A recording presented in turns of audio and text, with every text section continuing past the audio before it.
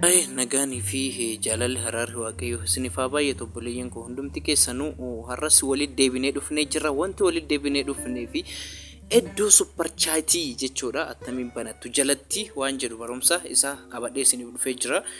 Isin barbaachisa jedhee yaada warroonni ganaa hojjetaa turtanii fi kan hojjettanii sa'aatii guuttattanii sirrii yuutuubii guuttattaniiti.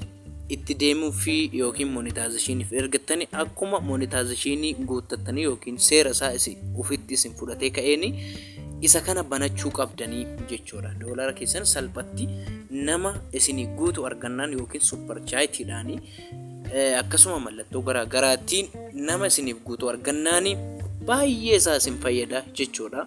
Namoonni baay'een waggaa baay'ee isin fudhachuu danda'a supparchaayitii akkasuma doolara guuttachuu yookiin doolara sana isin barbaadan sana guuttachuudhaaf jechuudha. Kanaaf har'a ammootu barumsi nuti walii ilaallu waa'ee sana jechuudha. Barumsa sana mee akkamitti guuttachuu dandeenya?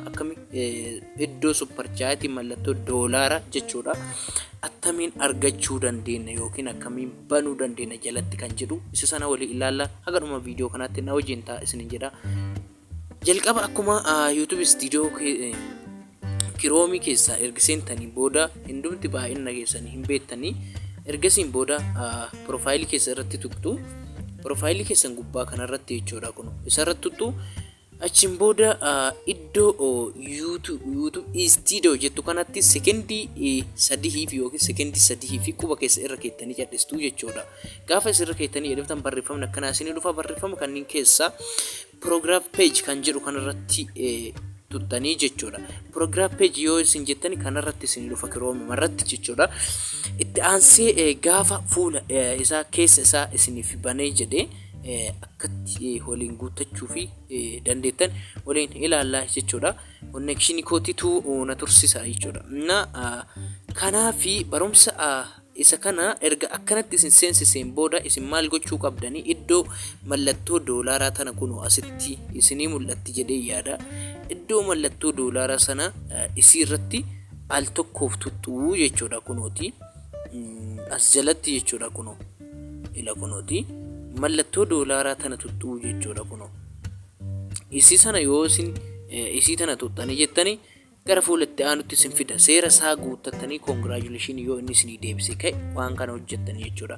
Ergasiin booda erga inni akkanatti isinii fidee jedhee gubbaa kanarratti kunooti gubbaa kanarratti sadarkaa wanta 4 isinii kennee jira. Proogiraamii 4 isiniif kenneera settingii 4 jechuudha. Kunniin hundumtuu wanta isin ittiin sirreeffattan garuu isaan sanniin keessaa isin wanti isin irra sirreessuu qabdanii iddoo suppers kan jettu tana isi sana jechuudha. Yookiin jala kanatti get start suppers jedha. Get start isi jedhamtu kanarratti isi kana banannaa waan ta'eef jalqaba irratti suppers iddoo jettu san tuttu jechuudha. Gubbaa irratti iddoo isa irra tuttu.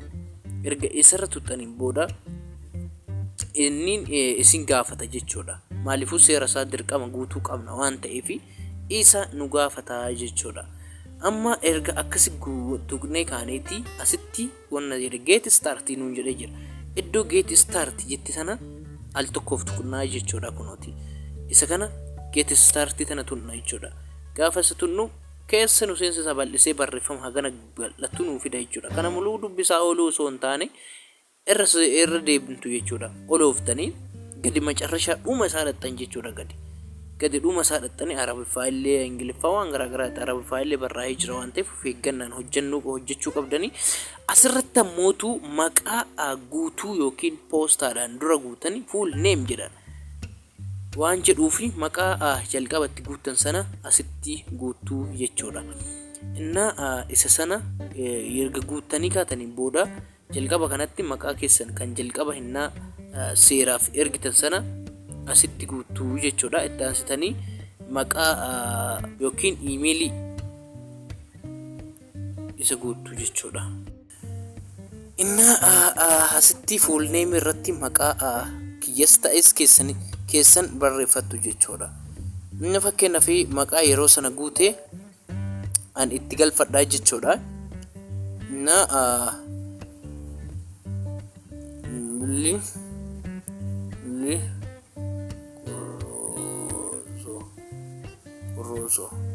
ishi galcheera erga isa xumurree kaaniin booda jennee erga isa xumurreen booda deebinee garjala kanatti illee isa inni nu gaafatu guunnaa jechuudha.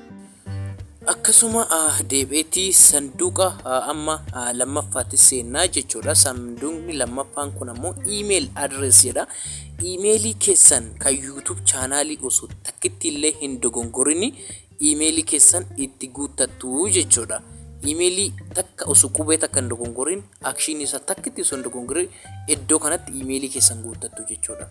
Emailii asitti guutaa jechuudha.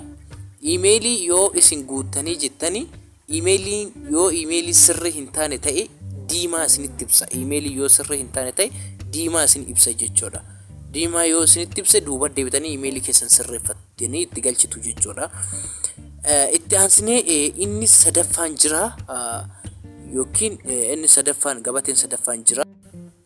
Inni sanduuqni sadaffaan immoo maqaa YouTube chaanaalii keessanii jechuudha. Maqaan kiyya Jamaal Tubiidha yoo ta'e Jamaal Tubii jettan maqaa YouTube chaanaalii keessan ittiin banattanii ofirraa qabdanii itti guuttan jechuudha. Erga isitti guuttattanii kaataniin booda maal guutaniiti erga itti guuttattanii kaataniin booda gabatee wayii garjala kanatti jirti jechuudha. Gabatee isin raayitiitti godhuu qabdanii gabatee sana isii irratti tuttu jechuudha. Kunoo gabatee garjalatti tanarra kunoo argaa jirtu isii dhumarra jirtu kana raayitii gootan bakka achiin booda deebitanii ergitu jechuudha. Ergasiin booda garjala kana dhuftanii kunoo jala kanatti isinitti mul'ata jedhee yaada. Jala kanatti accept kan jettu kana tuttan jechuudha. Achiin booda process godheeti isiniif mul'isa jechuudha. Isii tuttan achiin booda isa erga tuttaniin booda asitti gabatee sadii isin fidee jira jechuudha. Gabatee jedha iddoo banuu qabdanii sadii isin fidee jira. Tokkoffaa super chat jira, lammaffaa super stiikerii, sadaffaan immoo super teenkisiidha. Sadiin kanneen banuu qabdan maaliifuu namni tokko doolaara biyya irraa biyyoota Arabaa akkasuma Ameerikaa wantoota biyyoota gurguddatan keessaa gaafa super chat isiniif guutanii jedhanii isaan kanneen irratti birrii ofii yookiin qarshii ofii achi guuttataniiti. Isaan kanneen irratti isiniif guutanii doolaara 100 yookiin 10 sana guuttachuu dandeettu jechuudha. Isa kanneen akkanatti bantu jechuudha. Kunoo akkasitti bantu akkasitti gaafa isin akkasi bantanii jettanii bakka dhumatee namni suni gaafa laayivii seenu yookiin viidiyoo laayiviidhaan gadhiifatu mallattoon super chaatii yookiin doolaaraa sun jalatti mul'atti jechuudha. Barumsi keenya irraa kana fakkaata. Nagaan turtii gaarii isiniif haa ta'u. Namoonni YouTube chaanaalii kanaaf haarawaa taatan subscribe, like gochuu akkasuma share gochuu hin dagatina isiniin jedha obboleeyyan koo adara. Kanaafi nagaan turtii gaarii isiniif haa ta'u. Bye. Shalom. Turtii gaarii isiniif haa ta'u.